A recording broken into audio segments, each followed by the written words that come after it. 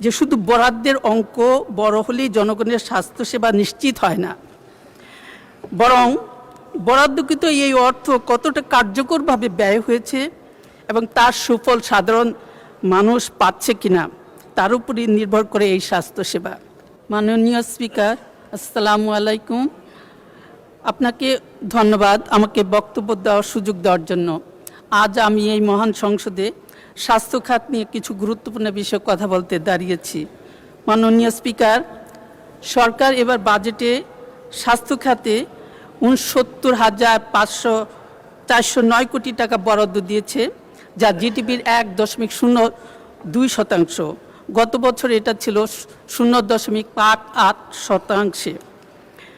আমি দৃঢ়তার সাথে বলতে চাই যে শুধু বরাদ্দের অঙ্ক বড় হলেই জনগণের স্বাস্থ্যসেবা নিশ্চিত হয় না, বরং বরাদ্দকৃত এই অর্থ কতটা কার্যকরভাবে ব্যয় হয়েছে এবং তার সুফল সাধারণ মানুষ পাচ্ছে কিনা তার উপরই নির্ভর করে এই স্বাস্থ্যসেবা।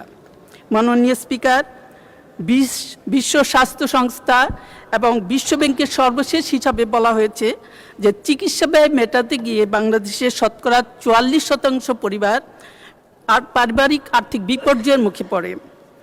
বিশ্বব্যাংকের সাম্প্রতিক প্রতিবেদনে আরও বলা হয়েছে যে পুরো বিশ্বের মধ্যে স্বাস্থ্য খাতে সরকারি ব্যয়ের দিক থেকে সর্বনিম্ন অবস্থানে অবস্থান করছে আমাদের এই বাংলাদেশ, যা মোট ব্যয়ের ১.১%।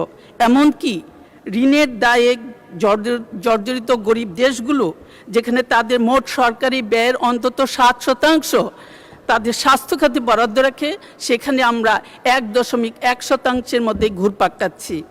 মাননীয় স্পিকার, বাজেটের নথিতেই উল্লেখ আছে গত অর্থ বছরে প্রথম 10 মাসে সরকারের উন্নয়ন ব্যয়ের বাস্তবায়ন হয়েছে মাত্র ৪০.৭%।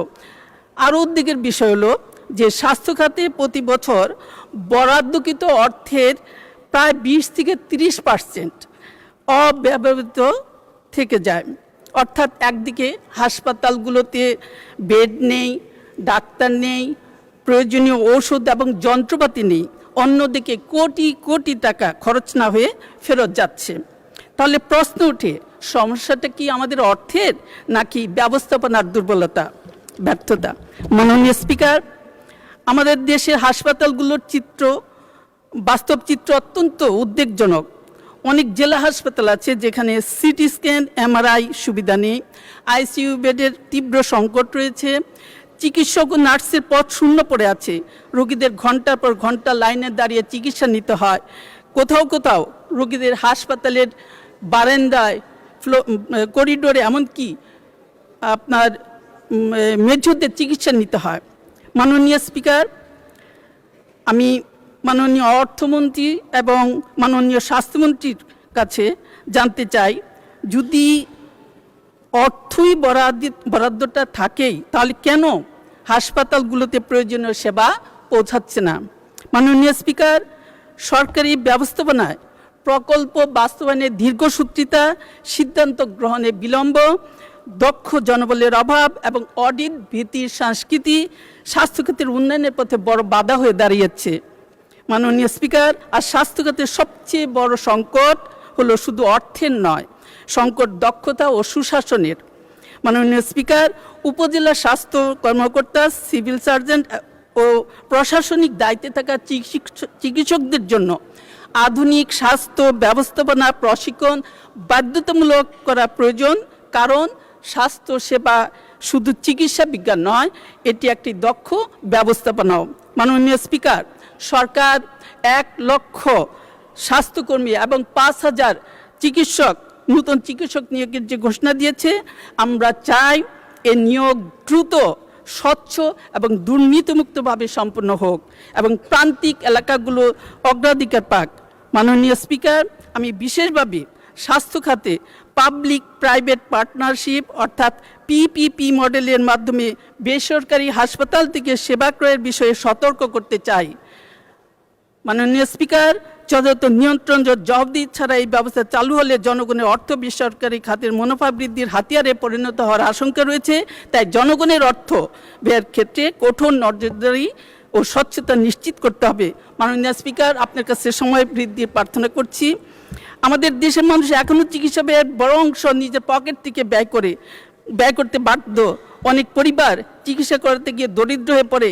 অসুস্থতা যেন কোনো পরিবারের জন্য অর্থনৈতিক বিপর্যয়ের কারণ না। 2 মিনিট সময় বাড়ানো হলো। শুক্রিয়া। সেই লক্ষ্যে স্বাস্থ্য খাতকে আরও শক্তিশালী করতে হবে।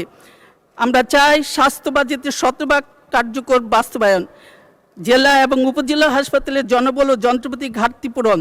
আমরা চাই প্রাথমিক স্বাস্থ্যসেবায় অধিক বিনিয়োগ, ওষুধ, চিকিৎসা সরঞ্জাম ক্রয়ে স্বচ্ছতা। আরও চাই স্বাস্থ্য খাতে দুর্নীতির বিরুদ্ধে জিরো টলারেন্স নীতি। মাননীয় স্পিকার, আমি আমার নিজ জেলা লক্ষ্মীপুরের চরম বাস্তব সত্যটি এই মহান সংসদে তুলে ধরতে চাই। 50 শয্যা বিশিষ্ট এই হাসপাতালটিতে প্রতিদিনই 300 থেকে 400 জন রোগী আসে এবং এই সম্প্রতি হামের প্রাদুর্ভাবে একটি শিশুকে, অর্থাৎ একটা বেডে 2-3 জনকে শিশুকে থাকতে হচ্ছে, এমনকি জায়গা না পেয়ে সাধারণ রোগীদের সাথে ফ্লোরে অবস্থান করতে হচ্ছে। আর সেই সাথে রয়েছে তেলপোকা, ছারপোকা, মশামাছির উপদ্রব, আর পাশে রয়েছে উন্মুক্ত খোলা ড্রেন। মাননীয় স্পিকার, হাসপাতালের জন্য যেটুকু যন্ত্রপাতি বা জনবল থাকা প্রয়োজন তার তীব্র অভাব রয়েছে। বিশেষজ্ঞ চিকিৎসার পদগুলো দিনের পর দিন শূন্য পড়ে আছে। আর পাশে রয়েছে নির্মাণাধীন 250 শয্যা বিশিষ্ট একটি নূতন ভবন। আমি মাননীয় স্বাস্থ্যমন্ত্রীর কাছে জোর দাবি জানাচ্ছি, যত দ্রুত সম্ভব এটি প্রয়োজনীয় জনবল এবং যন্ত্রপাতি নিয়ে উন্মুক্তভাবে পূর্ণাঙ্গভাবে উদ্বোধন করার জন্য। মাননীয় স্পিকার, আরেকটি গুরুত্বপূর্ণ বিষয় সংক্ষেপে বলছি। আমাদের তরুণ প্রজন্মের কর্মসংস্থান এবং দেশের সফটওয়্যার ও তথ্য প্রযুক্তি খাতের কাঙ্ক্ষিত বিকাশের স্বার্থে আইসিটি খাতের কর অব্যাহতি সুবিধাটি অব্যাহত রাখা একান্ত প্রয়োজন। দেশীয় শিল্পের প্রচার এবং নতুন উদ্যোক্তা তৈরিতে এই বাজেটকে আরও বেশি ব্যবসা বান্ধব ও বিনিয়োগের সহায়ক হিসাবে গড়ে তোলার জন্য আমি জোর দাবি জানাচ্ছি। মাননীয় স্পিকার, আপনাকে আমি বলতে চাই যে স্বাস্থ্যসেবা কোনো বিলাসিতা নয়, এটি সংবিধান স্বীকৃত মৌলিক অধিকার। তাই আজ বাজেটের অঙ্ক বৃদ্ধি নয়, বরং সেই অর্থ